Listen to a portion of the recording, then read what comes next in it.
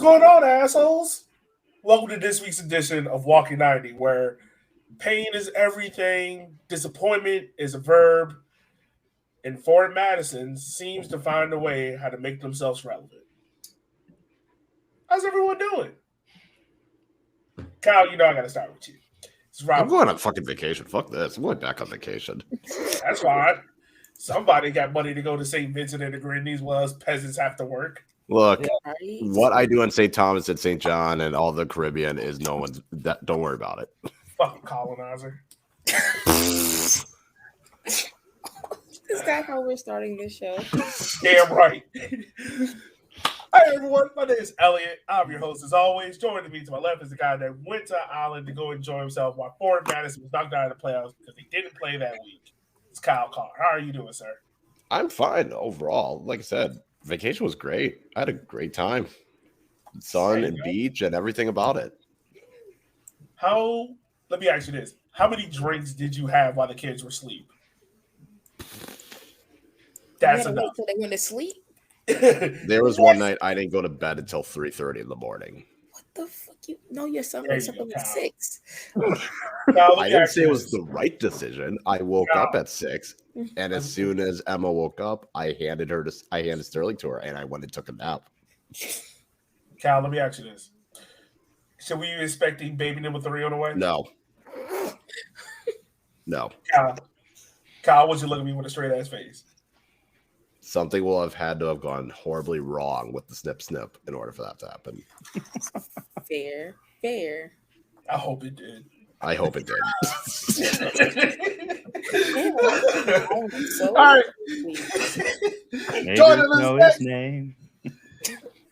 Joining us next is the guy that is the statistician.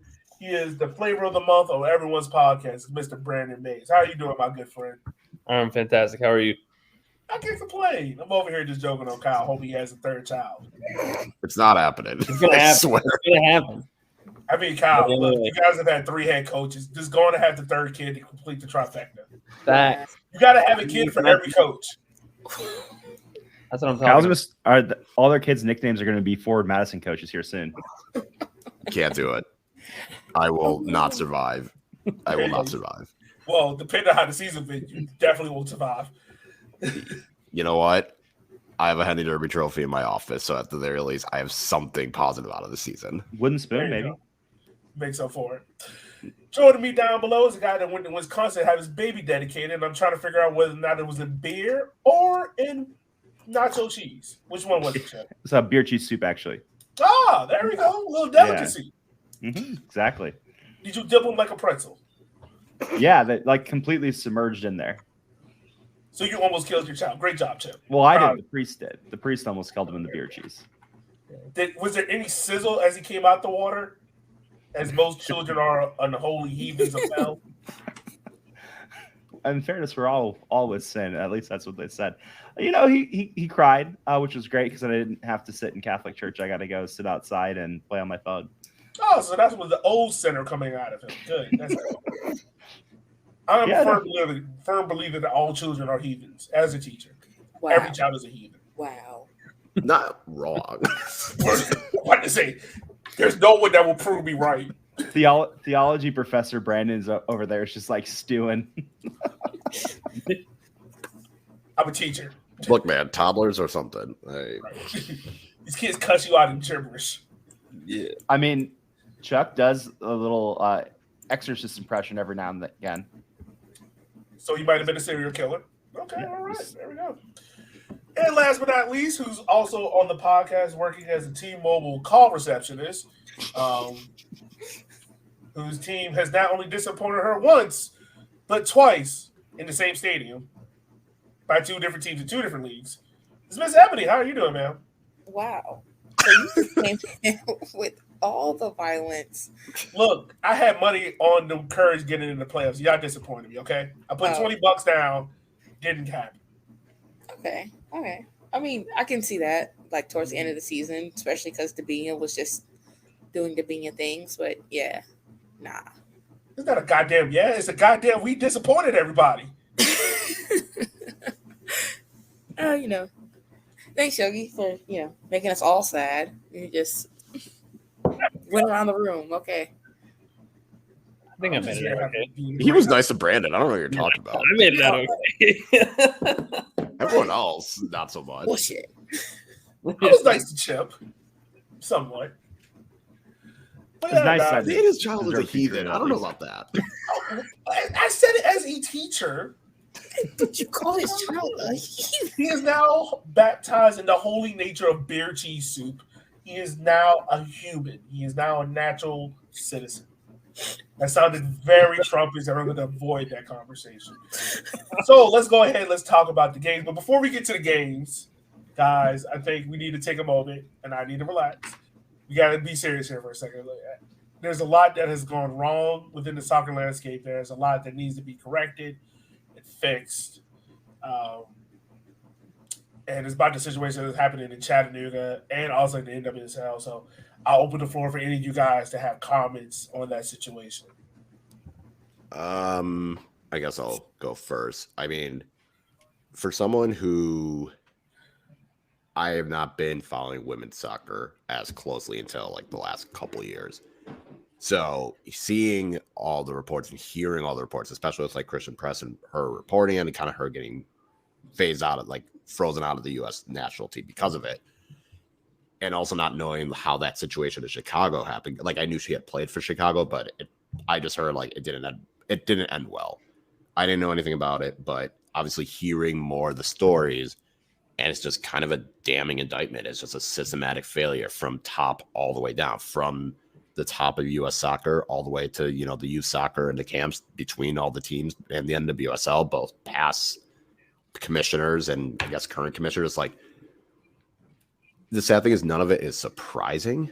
And I think that was the biggest issue, is none of it surprised me in terms of like what was happening. And also the fact that most of these teams just went about it and continued. And I mean, most of the supporters didn't know about it. And it kind of feels like the supporters got blindsided until the report. I mean, like obviously like the situation in North Carolina and Portland and Chicago, people became aware.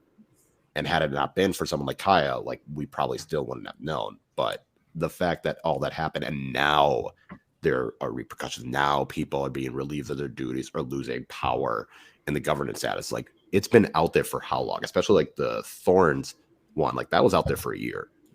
And there was no movement until sponsors started saying something. I think it's kind of the same thing over in Phoenix, where it's like the owners aren't going to get these people out. It's going to take sponsors to get them out. And then you also see with Chattanooga and how that failure has happened there. That's another one where does Chattanooga care, or are they just hoping to ride out the season and then they let Obleda go on his way? I don't know. But at least in USL, the supporters can carry a lot more weight by those boycotting, because a lot of these teams rely on that gate receipts. And if you're losing hundreds of fans because of it, that's going to leave a big impact. But no, I mean, the shit sucks. And I think the worst part is none of it was surprising. And all of it was shit that I'm pretty sure everyone kind of saw and was like, yep, that makes a lot of sense why this all happened. And no one was really powerful. Everyone was powerless to do something about it. And the people that were in power that could have done something about it ignored it. Fair enough. Anyone else? I mean, so I read the report from NWSL and obviously what just came out from the USLPA. My main comment is, believe players, believe those who were harmed in all of these situations, and give your support the best way that you can and the best way that they want you to. Just now, we released our statement that our Jimmy Obleda episode has been taken off all of our platforms. What we know now, we didn't know then, but we stand in solidarity with everyone in Chattanooga and with the USLPA. And we want to be able to be a platform that can stand for what we believe in. And what we believe in is fuck that. Fuck those who harbored any type of information to protect them. Someone kid is crying. I don't know who child that is. No. It might be Chips. Just want to say I was proven right. You know, if you knew what he was fighting, what he was crying about, Yogi, you wouldn't be so sympathetic. Yeah, this is also true. It's still time for his pre-bed feeding right now. So, there's a joke there, but I won't go there. Staying on a serious note, I'm really disappointed. I shouldn't say I'm really disappointed in Chattanooga because they've shown us constantly over and over again who they are. They've shown us. And it's really just sad because even though these are men, and a lot of them are coming from foreign countries, a lot of them are coming to lower league soccer. As we all know here in lower league soccer, it's kind of like this is your one last opportunity, this is your one shot at it. And it's just really sad to see that Chattanooga hasn't made an opportunity nor an attempt to put themselves in the right light. Staying quiet on the situation doesn't do you any good. It doesn't do you any favors. Unless it just shows that you're complicit in the abuse. You kind of already knew what was happening, try to cover it up. So I think with that being said, guys, I think we will try to positive up the mood a little bit and talk about the weeks that happened, the moments that excited us, and all the other cool things. So who wants to start? I'm all ears. I'm drinking Hennessy out of a glass and with some tea. Henny and tea? Okay, you know what? We're just gonna pop past. No. I'm actually curious. That sounds not terrible. What?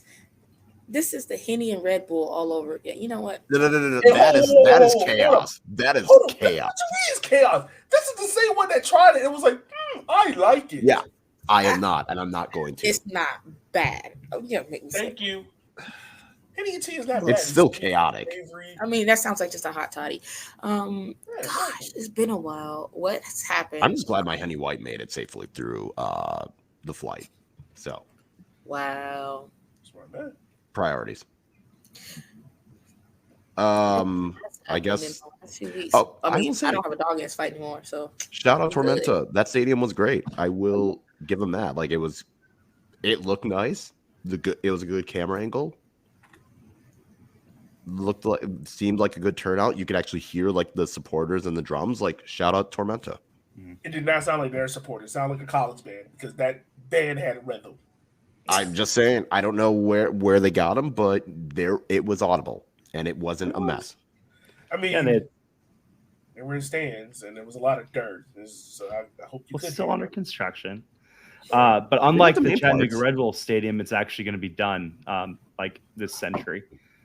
So they had 2,000 people at that game, and they're building out that last standstill. But I think it's going to be 5,000 person capacity when it's all said and done. Which, again for Tormenta, it's a team that I think does everything right, as opposed to like the Red Wolves who like kind of do everything not right. And it's good to see that they're having success on the field to match with all the great stuff they're doing off the field. And it'd be crazy. If they won the championship, I think they'd be the first team that won both a men's and a women's championship in the same year in U.S. soccer. Don't fact check me on that because I'm not sure. No, I think you're right. I think you're actually right. Well, because I just was waiting for you to be like, well, actually, in 1995, the Richmond Kickers women's team won the Southwest region. We had a women's team for 2 years, and that shit sunk. Yeah, so I wasn't sure, but as far as I can tell, it doesn't seem like women's team and the men team owned by the same organization have won in U.S. history together. So that'd be really cool if they did that. Obviously, as long as it's not at the expense of my team, but yeah, cool stuff. Great. And yeah. Well, Brandon's already cursed Tormenta, so I don't think you have to worry about that. Not gonna happen. Sorry. What I saw the tweets about that. What did you do to curse them? Did you say something like nice about them? Yes. Yeah, I said something nice about them, which seems to be that anytime I say something nice about any team, the opposite starts happening suddenly. They go from incredible to horrible. Do you have the John Madden curse, Brandon? Yeah. Say some nice things about Richmond. I think I do. Richmond is. Oh no, he already said something about us, and you keep drawing every week. Every week is a goddamn draw. and we'll get to it here in a second, but that's like the craziest thing about Omaha is, again, like everything is going the right way for them except for the results that they get. Yeah. Like Richmond started drawing instead of winning. Greenville started drawing instead of winning. Omaha doesn't win against like the worst teams in the league and just kind of just like draws or gets blown out 3-0 in the desert. And it's like, good Lord, if you guys could just like put this together and find like 3 points in the last 5 games, we'd be in first place right now. Fuck Tucson, because I don't know what's happening there, but this is bullshit. All these rain delays, and then all of a sudden they're winning games. I swear this never happened in any other season, but now all of a sudden they got rain delays and shit. Well, and Never that's like happened the in any joke. other We were making fun of their monsoon season kit, like, oh, it's in the desert. It doesn't rain in the desert. And then it's like, well, yeah, joke's on you. Not only is there a monsoon season, but it's delayed like 3 games this year. 7 7 games. Every game kicks off at midnight, and I'm like, nope. And every game seems to be stupid. I saw a tweet from an Omaha fan, so I'm not sure if it's serious or not, because sometimes I think they're kidding, but they're dead serious. But it was like, Tucson shouldn't be allowed to host games during monsoon season, and it's like 4 months of the year. What are they supposed to do? Just be like, sorry, Tucson, it's inconvenient for us on the wet East and Central time zones for your delays, so you just like don't get to host games anymore. Yeah, you get to host games from April until the end of June, and then you gotta have all your games in the middle of the summer where it's 100 degrees at night in the shade. Well, I mean, hey, that can help Tucson out because they don't start playing soccer until late August anyway. True. Yeah. Well, I bet we all agree on that. Well, guys, let's go through last week's results and kind of pick ourselves up on where the table stands at as well. So we got Greenville, who had a draw with FC Tucson. We got NCFC, who got a draw with Union Omaha. We got Chattanooga with a 3-1 win over Charlotte Independence. We got Central Valley Fuego losing the Trojan Condom Derby to NOCO. We got Richmond getting a draw against Tormenta. And then last night, we had Fuego getting a win against Tucson, effectively knocking them out. So with all that being said, Fort Madison, NCFC, and Tucson are now officially eliminated from the playoffs. There's still a possibility where NOCO can finish second. Greenville and Union Omaha can finish out of the playoffs. And this league makes 0 effing sense. I think we all agree. This league is dumb.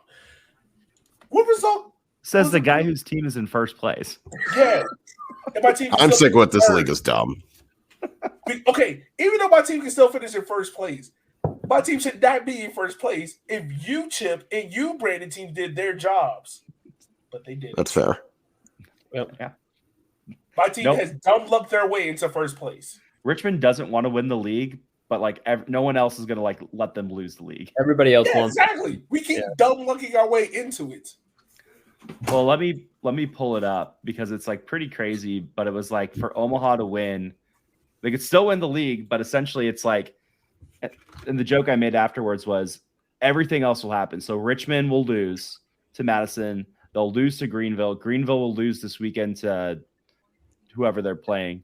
And then Omaha will just get like 2 draws. And it's like the path was there for you guys to win, and you just like didn't hold up your end of the bargaining. So all I know is it's ridiculous that NOCO could finish as high as second, but also finish as low as I think 10th, I believe. Well, you can't finish as 11th because NCFC has decided to not show up the second half of the season. Unless they're playing Omaha. Yep. Or Be one exception. Do you need the floor to get your frustrations out? No, I'm sad enough.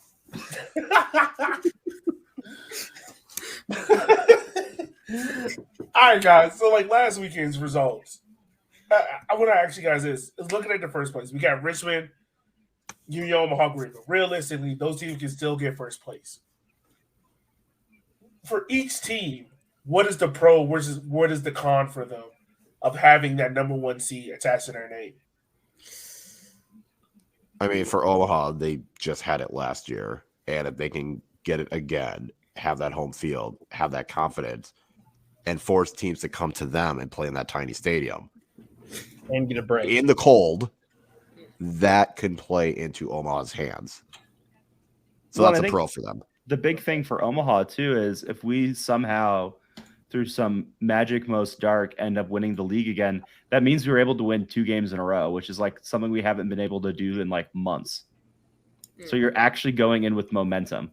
Because like Omaha right now looks like a team that's going to go to the playoffs and lose, whether it's at home or away or neutral field. Just go in and just like leave a big old fat turd on the field and just like lose 3-0. Also, you won 2 games back in August, so it's not even that long ago.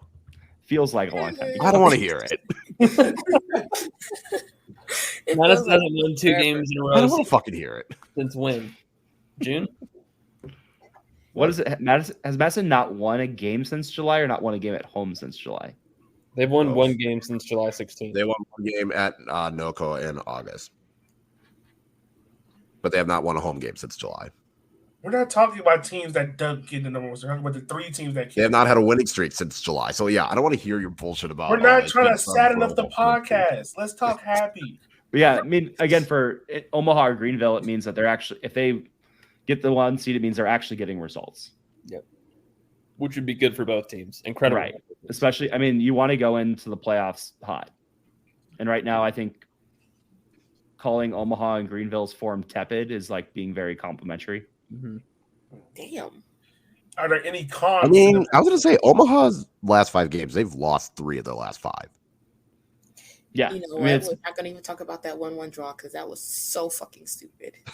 Well, not only that, but like the draws are ones that they should have won and gave away. And even the losses are ones that they probably should have won then didn't. So it's like things, you know, Omaha right now, not a hot team. Would not be betting the farm on Omaha winning the league again this year right now. But again, like we were saying, Omaha and Greenville, if they make the 1 seed, that means they're winning, which is great because it's not something either of them are really doing. A downside, I guess, with the 1 seed is like if you get like a Northern Colorado that's coming in hot to the playoffs, you know, that's bad. But I think like right now as the 1 seed, you're playing the 4 seed, so you're probably getting like a Tormenta, which is kind of a scary, assuming they win, which is like, I don't know. I don't want to play Tormenta right now. I don't want to play Tormenta this weekend. Well, actually, the thing is, if you get the 1 seed, you can potentially just not have to deal with. You might not have to, like, yeah, you might deal with Tormenta, but you also could potentially just get, if Charlotte or NOCO get hot and get the 6 seed and they win their first round, then you get them. Mm-hmm. So there is that possibility where it's like, okay, maybe you won't have to deal. Yeah, I would say Tormenta and NOCO, if NOCO makes it, those are probably 2 teams that you don't want to deal with in the playoffs. Yeah. And I would say, like, if Omaha and Greenville are 2 and 3 in whatever combination, like, that's almost the best possible matchup in the semifinal, just because it's like, well, neither of us are, like, playing very well right now. And if one team has to win in the playoffs. So it's like, if you're the team that wins, it's like, well, we're in the final and, you know, shit, we're in the final. Who knows what can happen? Yeah. Any positive or cons for Richmond? For the 1 seed? Yeah. I mean, does too much rest hurt your players? Does playing at home, I mean, like Richmond being at home would be a huge boost for them. Yeah. Huge. Yeah. Richmond at home is a different offensive team than right. And I think the con is that 4 seed are one of the lower seeds coming in hot to Richmond, especially because Richmond looks vulnerable right now. Like, they're not, you know, Richmond's not like winning the league convincingly this year, right? Yeah, no. Like, they should have had this locked up weeks ago, but they're still like puttering around a bit. Yeah. So I just think that's really the big one is like, if you get a hot team later on, it's like, well, would you rather face Omaha or Greenville or Tormenta? And it's like, I'd probably rather face Omaha or Greenville if I'm Richmond. The only other con is obviously the pressure. Mm-hmm. You having that first seed, having that target on your back, Yeah. feeling like you need to do this because you have home field. Like, there is that pressure that is there as well. But I don't think any team has there's only been one team, and that was Greenville in 2019, that has won a road playoff game. Mm-hmm. Dang it, Kyle. You took away my trivia question. That's what I'm here for. Yeah, I know you are. I love you, buddy.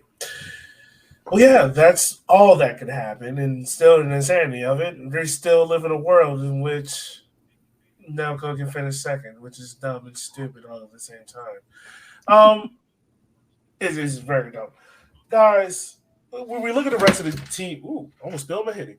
When we look at the teams in the rest of the playoffs that can possibly get in, do you have any team that you can rule out automatically? Be like, all right, this team's not getting in the final four out of the 3 through 6 seed? Not really. Wait, you're saying is there a team that I want to rule out?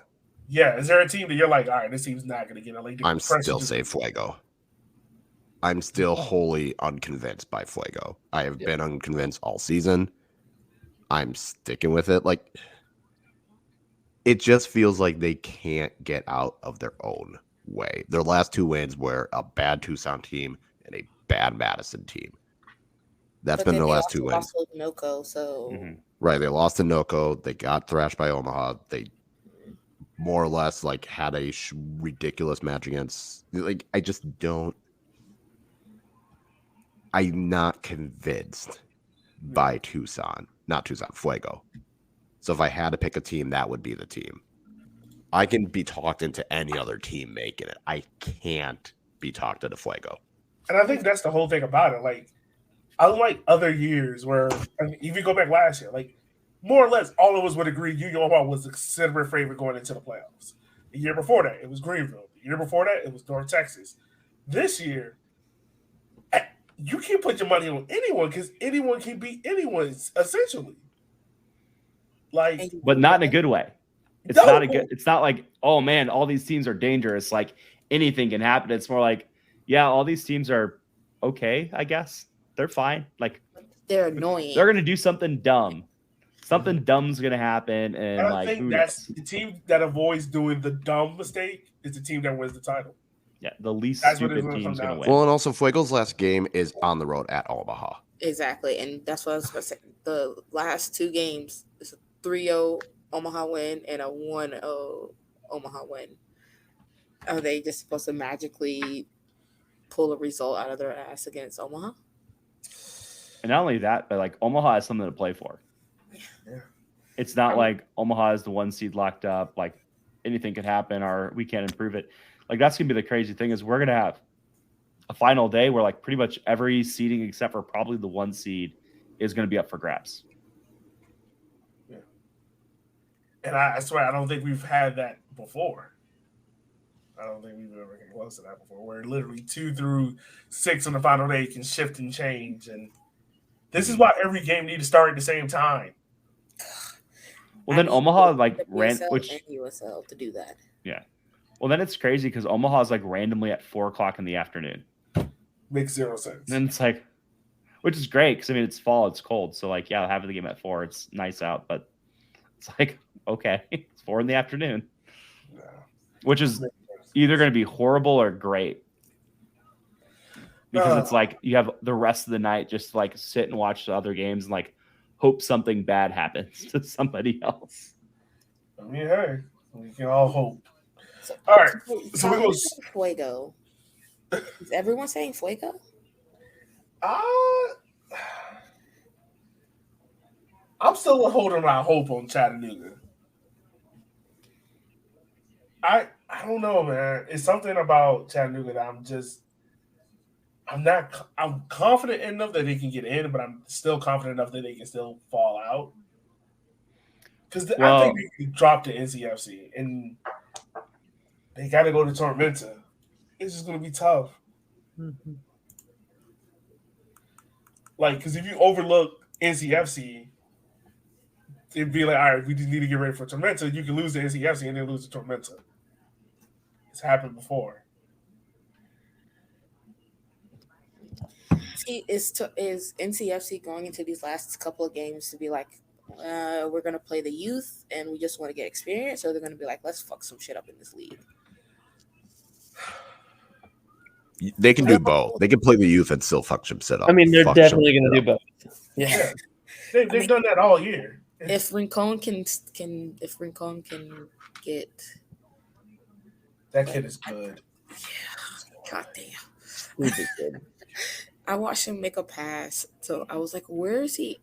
Oh. And literally everyone was just like, this kid, he's not going to stay with us forever. He's 2 years to develop. He's going to turn 18 and he's off to Europe. The moment he turns 18, he's gone. Oh, yeah. He's about to be the highest transfer fee in USL League One. Which, by the way, let's talk about that. Highest transfer fee, guys.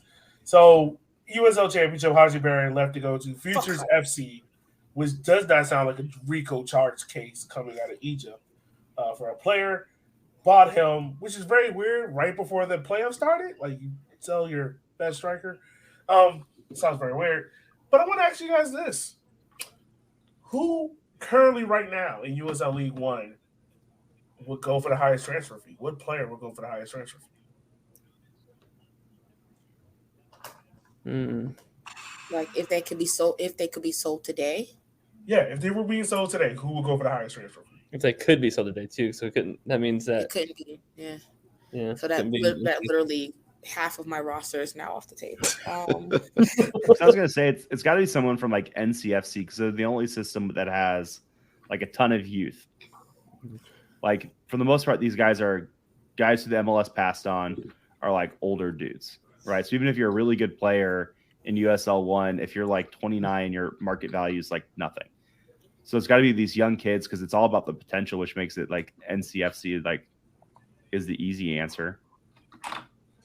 I have two in my. I have 2 or 3 players in mind, but I don't know how old they are. Well, I don't know how old 2 of them are. You got to show that Ryan comment. Because guess what? 7 years. I think 7 figures. Bolaños is one person that could be up there. I think Arthur Rogers could be another one. Yes. And I could see Kazia Sterling being the third. Those would be my 3. I think Kazia will go for the highest. Oh, yeah. I think Stefania? Do you think any of them would go for more than the rumored number that Dami Villadair went for last year? What did he go for? 300K was the rumor that's been floating around. I can see that. Yeah, I could see Kazia's a goal scorer. Yeah, I can see Kazia. Bolaños, I put anywhere between 250 and 3. And Arthur, honestly, I can see Arthur going for the highest. Well, because I would also say this is the thing to remember too. With Dami was like borderline MLS. He was in Toronto's camp for like a month and a half. Yeah. So it's like he was getting like, this guy could be in MLS like next year, 2 years from now kind of money, which is why I think Kazia, especially like it's the English tax too, right? He's got like the sexiest. He's got the sexiest pedigree. I think we'll go for the highest just because of the English tax. Yeah. Mm-hmm.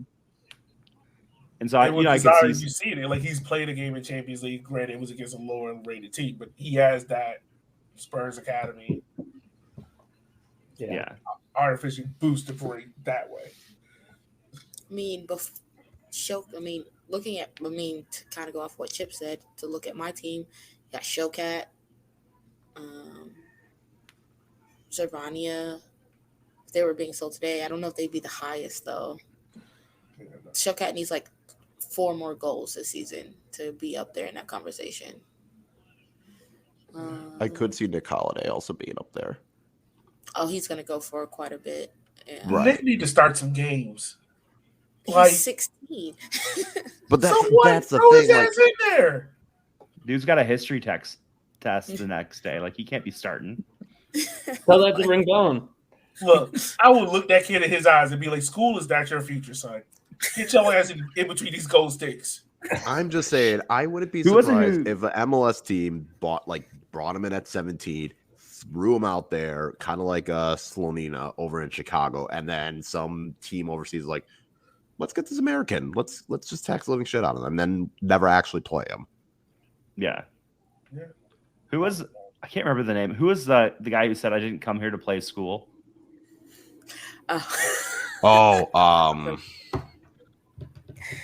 Cardale Jones. That's what it was. That is Yogi, Richmond Public Schools Educator of the Year. to a young man in North Carolina. You're not here to play school, buddy. You damn right. Drop on those cleats. Let's I go. have vehemently told Elective, when we have kids, if our kid has any future and being a number 1 pick in the NFL, fuck school. Take your ass to the draft.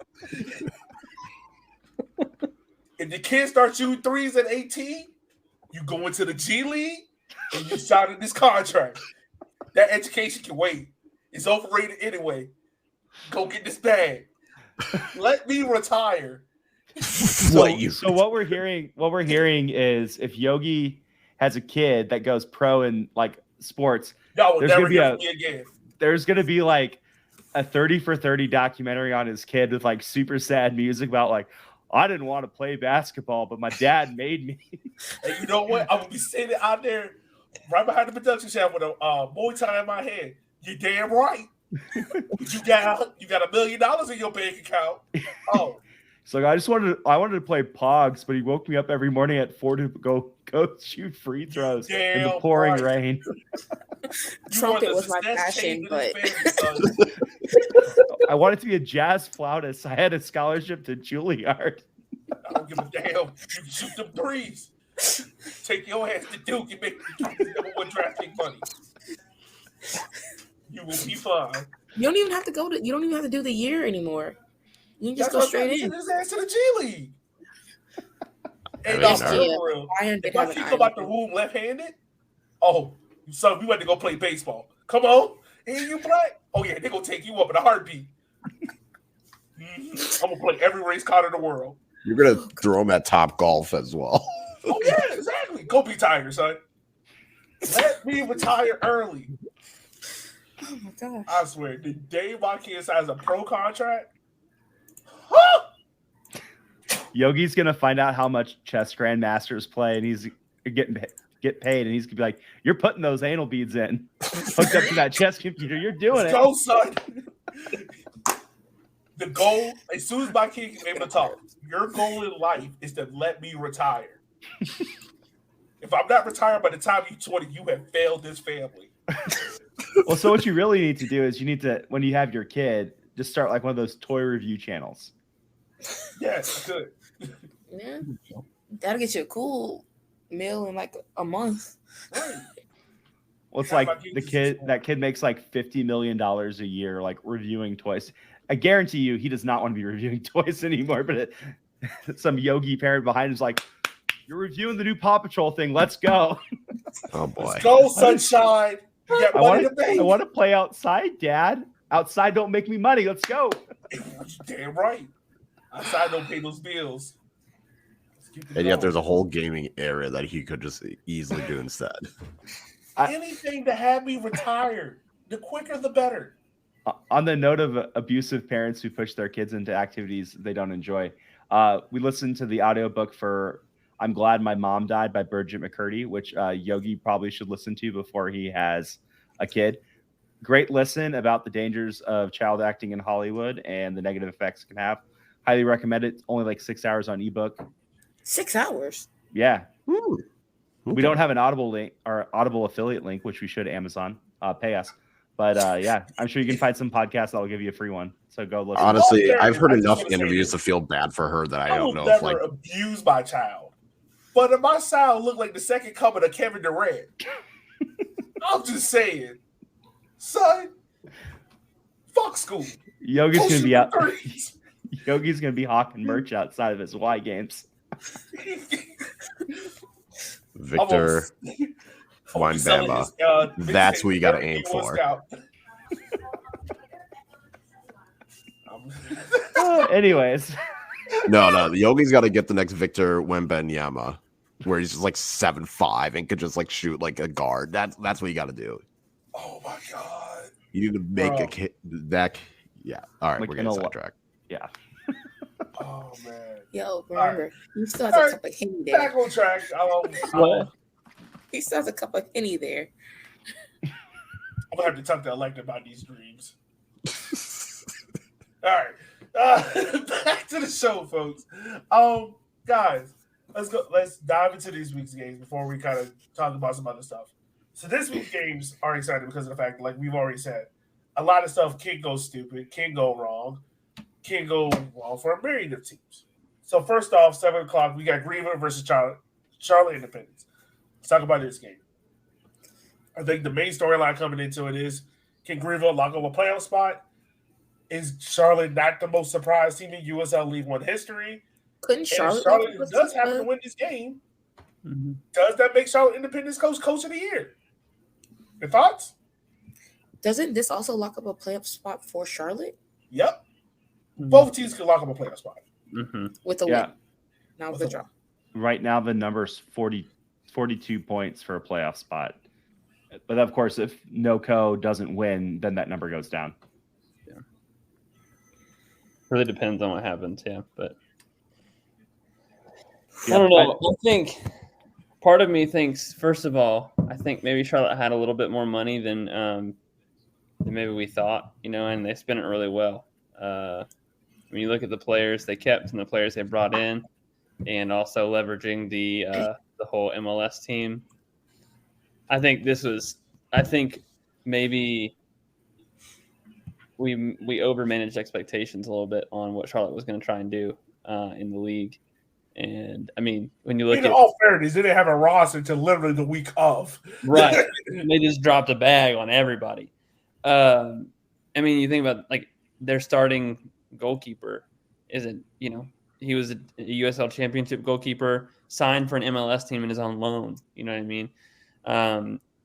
And I mean, when he's been in goal, they've conceded 25 goals.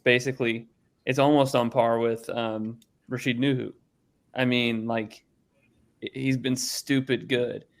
There's that one part of the season where they conceded a ton of goals because they had 6 different goalkeepers. But when he's in, like, I don't know, man, they're a scary team. And I mean, when he's in, it's a MLS goalkeeper against League One players. So in a league this year where no one can score. Right. Mm-hmm. I mean, Greenville shot 390 times and has almost 15 less goals than Chattanooga.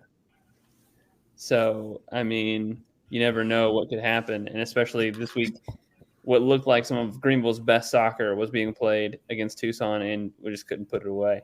I mean, and part of that was some great saves and great defense on Tucson's part.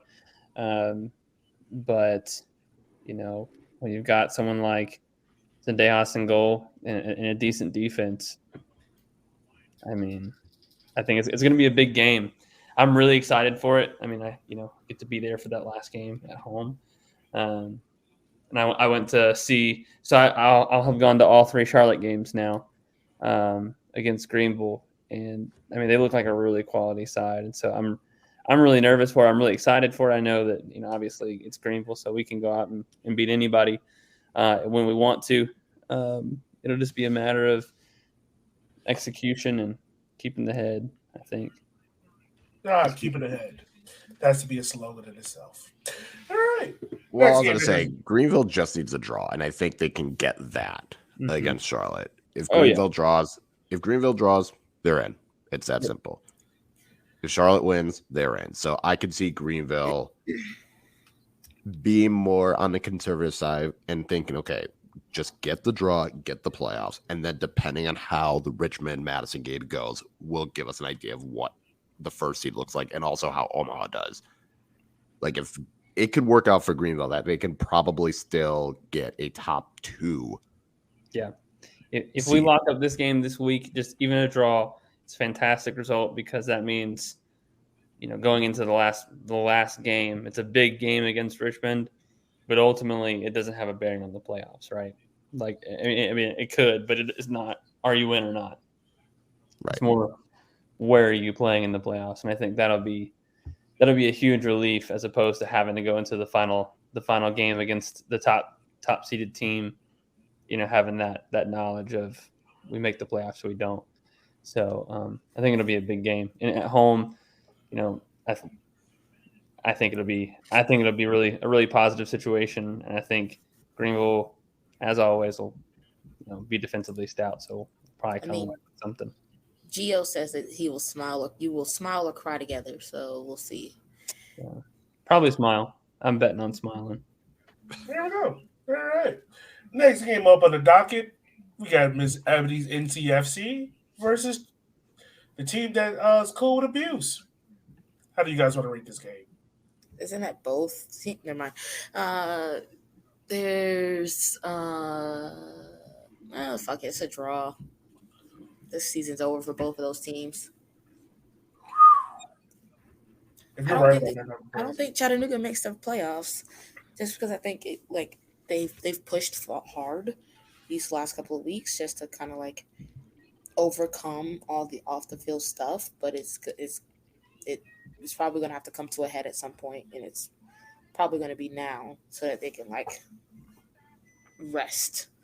do you guys think Brent McLaughlin can get in the Golden Boot race, win the Golden Boot?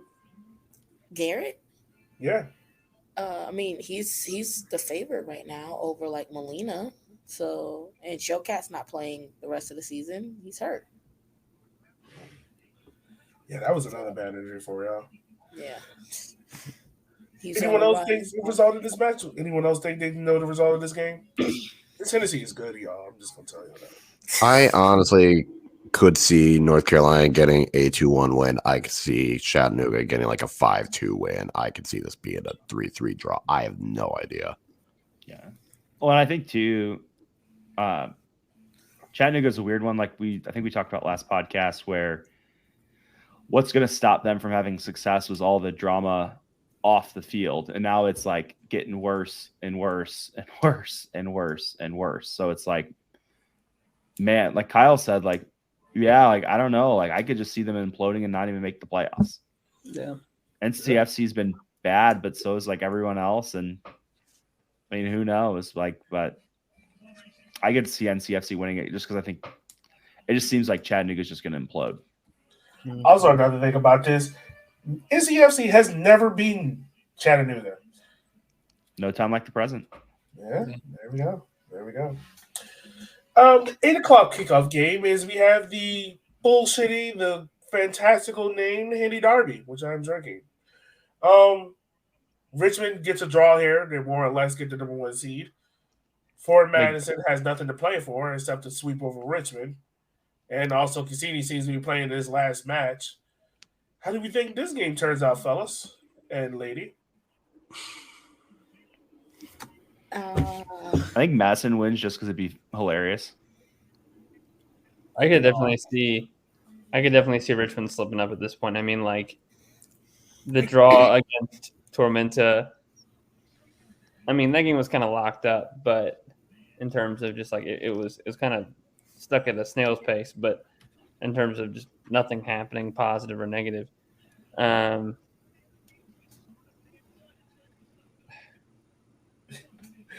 feel like this is how we're talking about every game. We're just like, both of these teams are shit. I mean, they are. Like, you know what? I'm going to go with the Madison win because maybe they'll they got nothing to lose. Just fuck it, go for it. Like they have nothing to lose out of this. Like you guys are going to play the 9-0-1 formation? What? You guys are going to play the 9-0-1 formation? No, maybe they'll actually play with the back four. Who knows? Back four. I mean, you know what? Yeah, I'll go with the Madison. I'll go with the Madison win. I don't say a lot of nice things about Madison, but you know, man, they deserve to have something positive happen to them. Like, as funny as it would be for them to win the wooden spoon, that would be hilarious. But you know, something good should happen. I said it before the show. If Madison were to win this game against Richmond and NoCo made the playoffs, then 7 of Madison's 8 wins would have been against playoff teams. So wait, hold on. Kyle's going Madison. Brandon, you're going Madison? Mm-hmm. Chip, you're going Madison? Yeah. Fuck you. Yeah. You're going Madison? No, I'm going to draw just to make it because it's going to be hilarious. I got to go down. You know what? I'm going down with the ship. I'm going Madison. I'm not betting against them now. I thought I was about to be the lone wolf. Give me a Richmond win, baby. Do it. Give me a Richmond win and give me a Bolaños magical game. Which you probably all have. Bro, we're going to be drunk in the stands. Not Exactly. even watching this game. I'm not even watching the game. I'm going to be at homecoming lit. I will be in the stadium. That's all I can say about it. I'll be in the stadium. The trophy will be in the stadium. That's all I got.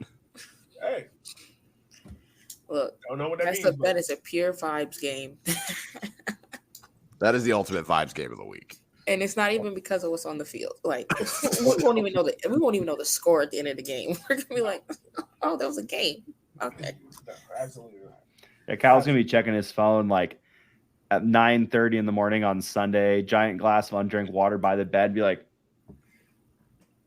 oh shit, nah, we won. I'll be watching the Cologne Gladbach match. Like, what do you? Nah. I'll be up at Packers play in London, Liverpool. Like, no, I'm going to be up, ready to go. Go team. I'm not. I'm gonna be Go team. Did you guys see that the kid named Hennis got to meet Hennis the goat? Yes. That was great. Hennis is a treat. So yeah, no, Madison Richmond Henny Derby vibes game of the week. Simple. Give me a Richmond win, baby. All right, next game up in the docket, folks. Chip, we got a Bird Classico. Yogi Omaha welcomes Tormenta. Omaha needs to hope they win, not because of anything like playoff related, but you know that like Bolt the Ibis has like some really spicy, horribly mean things saved in his Twitter drafts for when they beat Omaha. It's corn. I mean, it's going to be something, and it's going to be like incredibly cutting and clever and mean. And it's going to be like, God damn it, Bolt. But it's also going to be something you can be like, that's a good tweet. Yeah, it's good. They're always good tweets. Bolt, despite having fingers that look like they can't type very well, comes up with some great content, like good stuff. It's like we need to hope to win just because we don't want that shade from Bolt. But again, like a lot's on the line. Tormenta has a chance to not only host a playoff game, but a host to maybe get a bye, which is huge for a team that in its 3 previous years in the league really like hasn't done much. They've not been close to playoffs. Now all of a sudden they might get a host 1 or 2 playoff games. And that's pretty big. Omaha obviously, is still fighting to win the regular season, still fighting for fuck you, Gio. Still fighting. And that's like the dumbest curse of all is the fact that that Union Omaha put our tickets for sale for the playoff games before we clinched a home playoff game. Boy, I saw that. Just like, I'm just gonna say, if y'all don't get it, just know the bee's about to be vicious, baby. I saw the email come through being like, hey, like make sure to get your, and I think it was for like groups or whatever, but I was like, hey, get your Union Omaha playoff ticket. And I was like, we haven't made the play. I was like, oh no. And I tweeted out like, hey, like maybe don't tweet out that you're hosting a playoff game before you're hosting one. And I had a lot of DMs like, who did that? Who did it? It's like, who do you think? Who do you think did that? Chip, I want you to look at me when I say this. Y'all know y'all never lost to Tormenta, right? Oh, I mean, it seems inevitable at this point, just because it's like. Chip, I want you to look at me. I want eye contact. I'm looking at you, but yeah, I mean, it's like you just like kicked yourself in the ass by doing that, Omaha.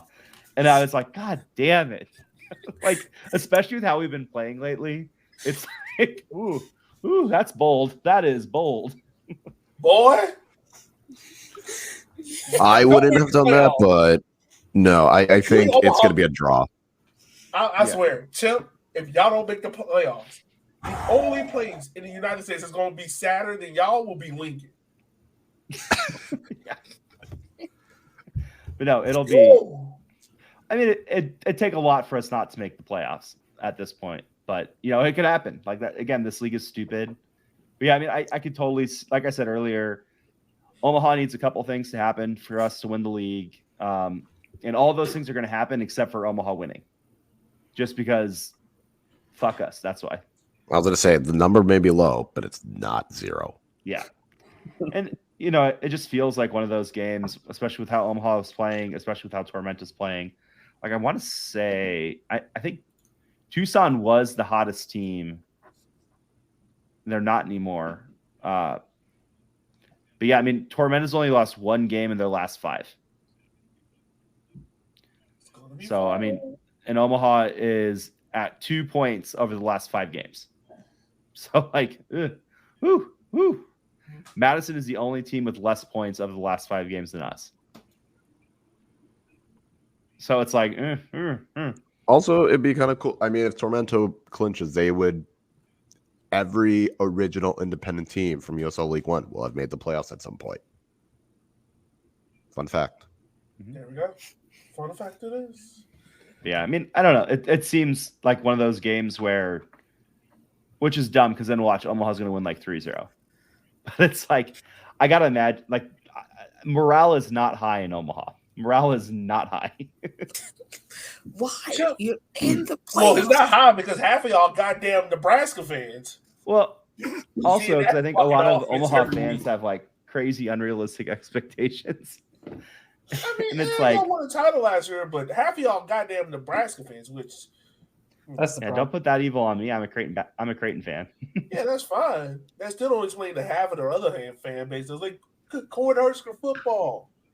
I ain't never seen an offense that poor since the goddamn 70s. Damn. I haven't seen an offense that poor since 2019 Richmond Kickers. You damn right. Shit was abysmal. We were Bring dog it shit. back to League One. Absolutely. That was a piss poor I love offense. this episode is brought to you by Henny. Damn right. Henny and Elliott's kids get into the NBA, so I could not do this podcast anymore. That's what this show is about. Kyle, who you got in this game? Who you got with it, bud? 2-2 draw. Okay, you got a draw. Brandon, who you got? Brandon seems so conflicted with everything. Brandon, your life's not on the line. Yeah, a draw. A draw? Alright. Nah. Ab, who you got? Nah. Remember, Brandon has put a curse on Tormenta, so anything that goes wrong for Tormenta, Bolt will be at him immediately. It's going to be a Tormenta win. I'm just going to say it, but I'm going to say draw just because I don't need any of that mess in my life right now. I'm going to go Tormenta. They seem to have a hot hand right now. It's going to be 3-0.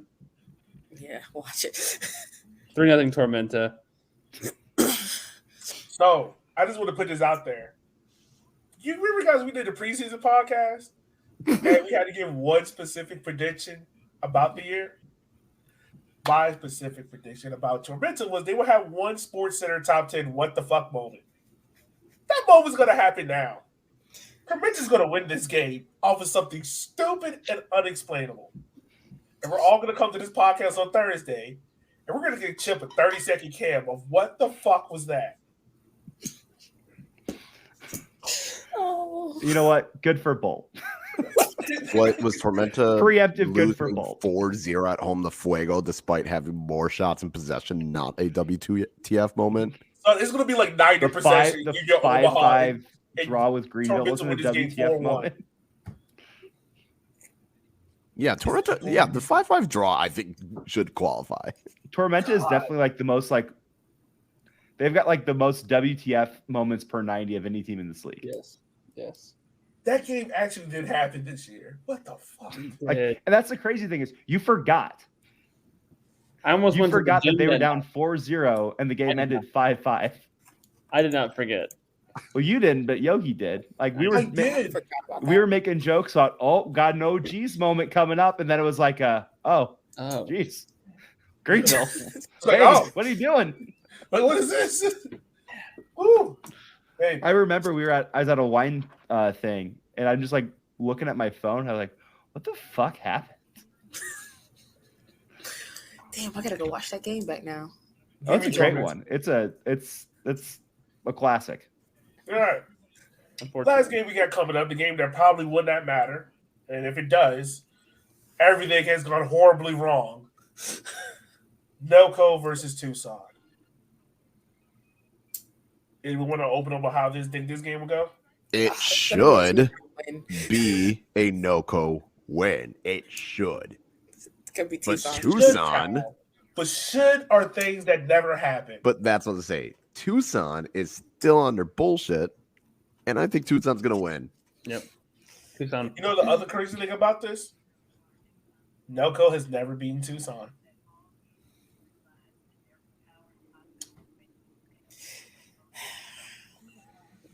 Give me Nelco 4. Give me a par hat trick, baby.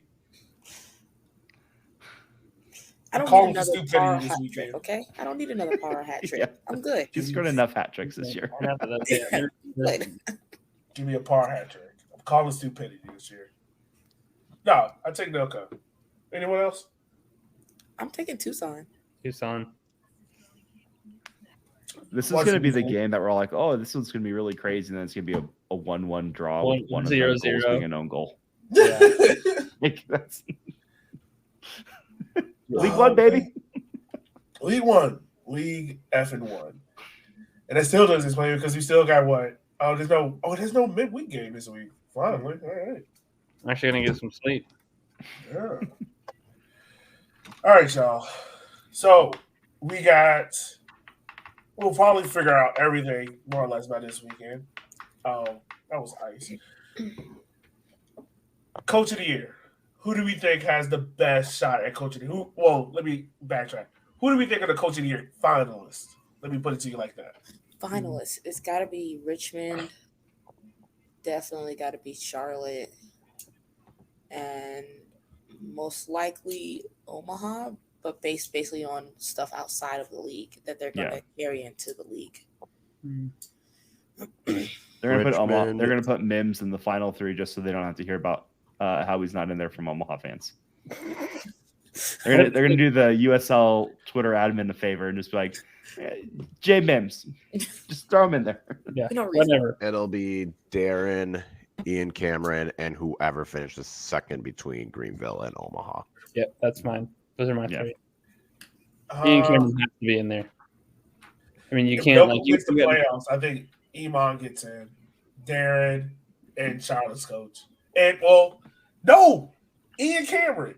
I got those four. Because Ian Cameron was my coach of the year. If he wins it, I was like, you're not even going to pick your coach of the year. All right. I know. I just thought about it. Ian Cameron, if he gets in, he's already in. He has to be in the conversation. Has to be. Yeah. Well, and because it's the voting or the awards are always dumb, he'll get in over the Charlotte guy, whose name I can't even remember right now. But Jeffries. Yeah, but he'll get in over Jeffries just because they did better this year. Woo. Guys, I'm going back and looking at some of these preseason picks we had. No, we don't need to talk about that. We don't need to talk about that. Save that for the end of the year. We don't need to talk about it. Wait, did we decide on our vibes and chaos games? My hot take is the only thing that is redeeming my preseason right now. What was your hot take again? We'll talk about it at the end of the season. Oh, my hot take is really bad because Fresno didn't even end up having enough stands for the fans. No. So they started charging $20 to go to tailgates. So they definitely did not lead the league in attendance. Mine is unfortunately true. What was yours? I don't see it on here. Coach wouldn't get fired. Oh, yeah. Well, no. Hasn't happened yet. Well, and again, not that we need to dunk on Chattanooga, and I think we did a really good job talking about the situation, but the dumbest thing is even if dead to rights, let's say nothing happened, it's he's made you look so bad, he wasn't doing great. It's why are you even keeping him around, even if it wasn't true? He wasn't doing good. You guys look like shit again. You're the laughing stock of the league again. It's just cut ties, hire the guy that's doing a lot better at the job than he was, and just move on with your life. Hey, I got the Tucson will not make the playoffs prediction right, so I had some decent predictions. You sweating that a little bit.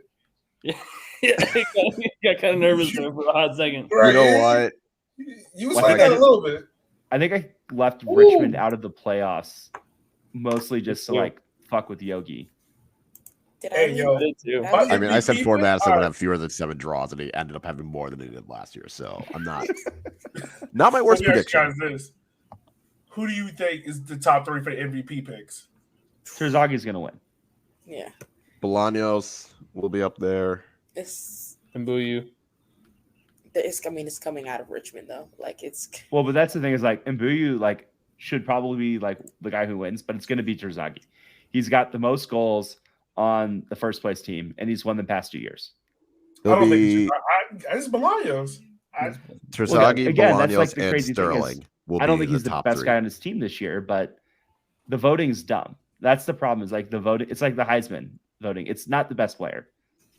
Like we've proven that again and again and again. Because shit, who was it in 19? The MVP. That's so far I was watching. Arturo. But Arturo was. Nah, he was was that He dude. was the MVP in 19. Yeah, he was the MVP. 2020 was Terzaghi. 2021 it was Terzaghi. Yeah, I guess he had seven goals and 10 assists. But again, it's like the best player on the best team, and then Terzaghi was just like the guy who like scored the most by like a ton.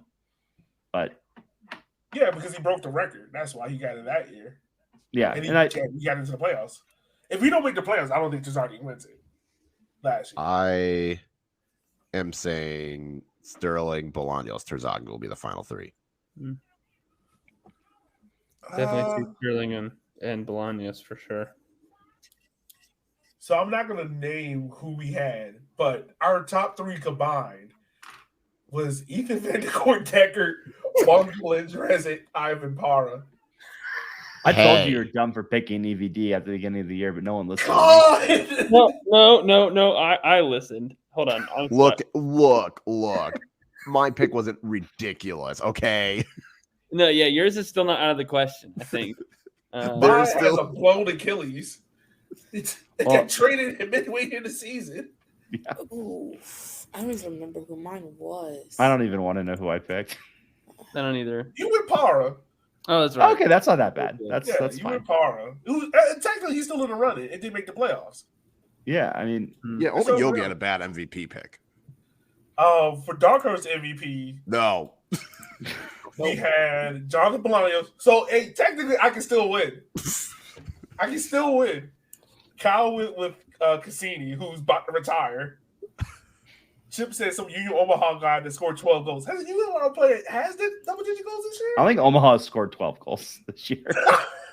They've scored more than 12 goals. But I think No Meza is our leading scorer with like that. 6 and or 7 is goals. like 5 away. And Brandon are Noe Meza and John Skiers tied for top scorer? Who? No, Meza has 9. Skiers has 7. Okay. But is that in league play or is that all? That's league play. Okay. It might be tied overall. Brandon said Allen from Greenville. I stand by it. Okay. Ab didn't pick anyone. Oh, so it's 7 and 6, Meza and Skiers, and then Herzog, who has only played 8 games, has 4. I'm still thinking this man got bought by Rico Chargers. You can't convince me no other way. And this is a hilarious one for Coach of the Year. No. Oh, I chose Bradford probably. No. Woo! No. We don't need to talk about Cameron. Imad. Anyone want to guess who had Imad? Me. that. I have it open, so I know who. I think I had them second in the league in my preseason. Brandon, so of course, with John Harks. And I stand by it still. That one too. It's gonna happen. Everybody had John Bradford. I did. I trusted in my coach, and I still trust. It's not the worst pick. It's not the worst. It's one worse than that. I still think that if you win the wooden spoon, you should have to wear a badge on your chest. This guy. Jimmy, look, man. It was looking all right for the first half of the season. Woo, boy. You need to be in his court case. You just need to. I'm doing the PR. I was doing the PR work. Kyle's gonna show up to his disciplinary hearing and just be like, "We're gonna She-Hulk this. Let's go." No, he gonna be sitting. Kyle, with Jimmy, you'll play the PR at law. That's my coach. That's my coach. Y'all get on my nerves. Well, I mean, I want to say, I try to even remember, like, everything else aside, I think, weren't they in, like, 9th place when he got suspended? It wasn't pretty. It wasn't good. Defender of the keeper of the year. Woo, this is something. I'm with Pablo Yara, who is now benched and lost his starting job. I put too much hope in that man. We had 2 Paul Christensen. We've been good. Yeah. We had Nuhu. And I'm gonna put this person up on Front Street. Hold on. I mean, you did probably make the worst pick, but I did it. She did. Holiday? Oh. Yeah. Abby was very bullish on NCFC, which, in fairness, surprisingly, NCFC, like the first 33% of the year, like it was like, damn, they're doing some stuff. They're making moves. Yeah. Like things are happening. Like, man, they turned those first 2 months. It's amazing. They somehow looked 10 times better than they did last season and still finished in the same spot. God damn. No, and I'm not gonna say why, but like literally look 10 times better than they did last season, and still. Ebony also said that they will be a playoff team, maybe even host, but attendance will suffer, and they will be the better of the 2 clubs in NCFC family. I said that. I said they would. I didn't say they'd be a playoff team. I said they'd be a lot better. Oh, they encourage us by 1 point or something. These predictions are hilarious. We're gonna lose all of our credibility. We got to cut this from the recording. This is hilarious. No, we're just gonna specifically highlight certain parts. I don't. You do. What credibility? All right. I just post not funny memes. That's my thing. So the last one I'm gonna do, I'm gonna save newcomer of the year, golden boot, assist later for next year. Defender of the year. Mitch Osman? Don't even know who the fuck that is. That is the guy from OKC that Madison signed. Oh. He hasn't been bad, but I think he played well. He's not going to win it, but he hasn't been bad. No. Well, I mean, how can you be the defender of the year when you're on Madison? Like, not trying to be mean, but it's like, how many goals? When he didn't, it was clear how Madison was much worse when he didn't play. Yeah. Mm-hmm. Again, he was good, but unfortunately, he will not win. Well, that's the problem too. Like, you can be the best center back in the world, but if you're surrounded by people that aren't as good as you are, it's really hard to like stop. Like, that's why center backs are always talked about in pairs instead of like individual center backs. Yeah. Hey, don't be trying to change your pick. I didn't. I'm not. Anonymous Orange is changing all of Anthony's picks. Right. I had Dakota Bar-Nathan. Not bad. It's been really good for us, but I don't think he'll win it. Brandon, of course. Brandon, whatever pick you're a Greenville player? God damn! I am the ultimate homer. For the whole league, you surely have a lot of homerism. Except for the golden boot. This is all homer picks. I did not pick anybody realistic. This is all homer picks. And I mean that in the most they are realistic because Greenville's the best damn team in the league.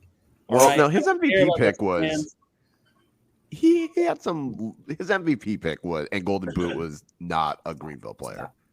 Yeah, I wasn't sure at that point. I don't blame you. All right, well, he had Brandon Frankie, of course. Ed went with Jamie Smith. Once again, don't know who that is. What? Another fantastic Greenville player. It was a smart move. I thought it was a great move. Oh, because he was NC State player. Yep. Yeah. Let's go, Pack. I went homerism on that one. Not taking that seriously. I refuse to believe that was no, absolutely not. No. And Kyle had Brandon Fricky as well. So if Fricky wins, we have 2 people that voted for him. That's true. Newcomer of the year, I was smart. I went Keziah Sterling. Chip with Ryan Jimba, who names oddly enough sounds like a Pokemon. Jimba. Not a bad pick. Brandon with Drew Connor. That was a bad decision. He looked good, but He got hurt, and that didn't help him. Yeah. And Kyle, of course, went with a guy that's playing his retirement game next week. You know what? I don't regret that pick.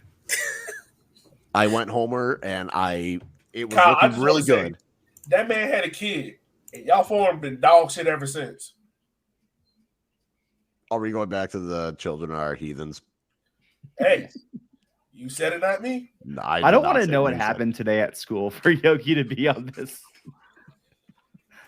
Someone like shit in his desk drawer or something. Yeah, I mean, literally, school went bad enough that he had to fill a mug up with Henny and tea for our podcast.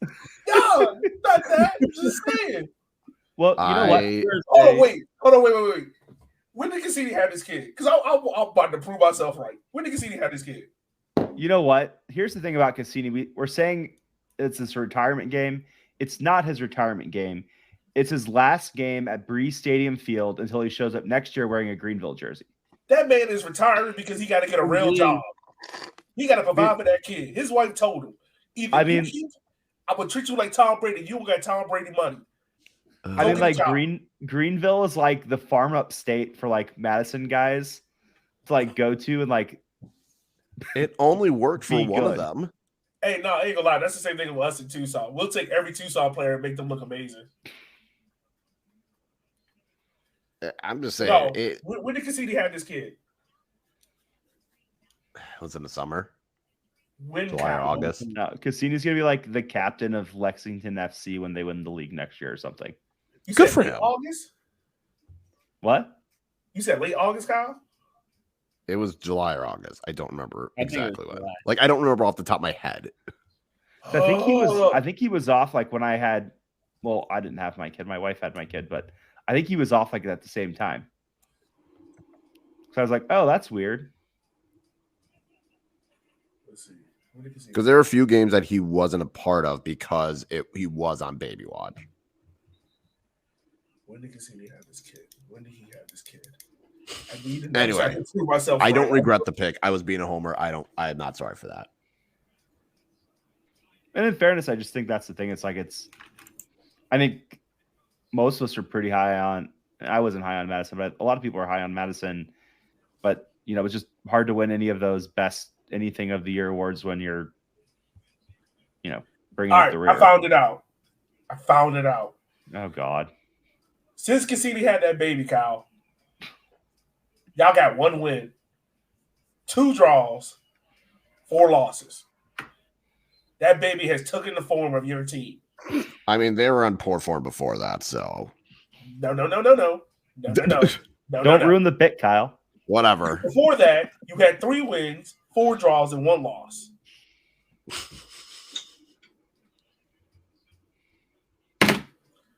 I rest my case. Kyle's like, why do I come on this podcast anymore? I don't regret the pick at all. And there was a stretch in June where it was looking really, really good. That's fine. You don't got to regret the pick. You can have the pick. That's fine. I just want to say, kids are heathens. They take away your team form. Should have kids during the season. And that's our time, folks. Well, no. We got to talk about this troll job that's happening as well. We need to talk about the troll job that's happening. What troll job? Knoxville? Yes. Okay, good. Oh. Like now we're being they got trolled. Me so good last time too. We're getting trolled. Yeah, I'm not gonna believe it. I'm thinking good knowing that it's not actually gonna happen this time again. I don't believe it until they actually do play in this league. Yep. Well, there's that guy in his name's escaping me, but in USL Championship, he's always like, "Oh, big news coming tomorrow," and everyone's like, "Oh God, expansion's happening," and then it's like, we have a new preferred supplier for TVs, and it's like, you're hyping that up, and it's gonna be like, we got one Knox Walmart beer from Black Friday brand TV. Wow, It is. Hey, as long as that check clears, who cares? Exactly. Yeah. No, if it was, I feel like if they were actually coming to League One, it would have been announced later, like maybe like November, December. Like the fact that it's October, like we're being trolled. Maybe it's a stadium. They're playing at the base. They're gonna be playing at the baseball field. Hey, what if they play like Rocky Top? Just Rocky Top, Tennessee. Just go orange and white. Well, they already have their brand. Doesn't matter. You can play in Neyland Stadium. They ain't using that shit else the rest of the year. Not like anything good happens there, anyways. Exactly. Now we're getting tears that I don't care about. College football is not my thing. Yeah, Well, I think tell Cal you're a Wisconsin fan. Shit doesn't go good there anyway. Hey, coach is gone, so I don't know. Hey, I fired that man before he got on the plane, boy. Woo. I think that's the thing, though. It's like it's got to be the announcement. Just they're so close to like having a team, which is why they felt so comfortable like trolling everyone with it last time. And I think it's going to happen. And good. It's another team in the Southeast. It's another team that at the League 2 level is doing things right. And these are the teams that need to be coming up. Can we move them to the Carolinas so that we can just have our own division? No, fuck you guys. Move them to the Midwest. Like drop them in like Kansas or something. We are not setting up divisions like the AFC that has Indianapolis in the South. We're not doing this. I got a kid now. I need to like easy drivable games. That's what I need. Not in this league. A license and a job. Start charging them rent. He's able to move his extremities. You want a drivable match chip? That ain't happening. You better hope Omaha goes to the championship for that, and then eventually you'll join Du Bois. Well, that's like but that's like the monkey paw situation. We're gonna go to championship, and then we're gonna be put in the West. Yeah, they're gonna treat y'all. And we'll have a team 2 hours away, but we'll play them like once every other year in the Open Cup. OKC is. You better hope that's a short drive. Jeez, that's 7 hours. That's not too bad. Well, they're in they were. What? Them and Tulsa were in the East. Tulsa's still in the East. No, I think it's going to be a stadium because going to League One seems too obvious, so it's going to be a stadium. Porque Los What if Dos. they're just announcing a sponsor deal? It's like, hey guys, we're going to do hot dog sponsor. Come fuck with us. Kate Manning's actually a minority owner of the team. Which would not shock the shit out of me. No. I was going to say it's going to be Eli's in the soccer game. Like, what if Peyton decides to join up?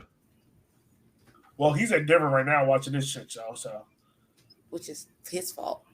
You went there. which, by the way, if you're an NFL fan, don't you ever tell me ever again that soccer's a boring sport. Which, if you're watching this podcast, it's probably not to you. But people have made this dumb argument. I refuse to believe it after this game. All right. Well, that being said, folks, I think we've learned a lot of important things. This league is dumb. Every playoff position is still up for hopes and grabs. Kids are heathens. Hennessy makes you make great decisions. And don't pick anybody from Chattanooga because they might be an abuser. Oh. With that being said, folks, we'll see you guys next week. See ya. End the show, Elliot.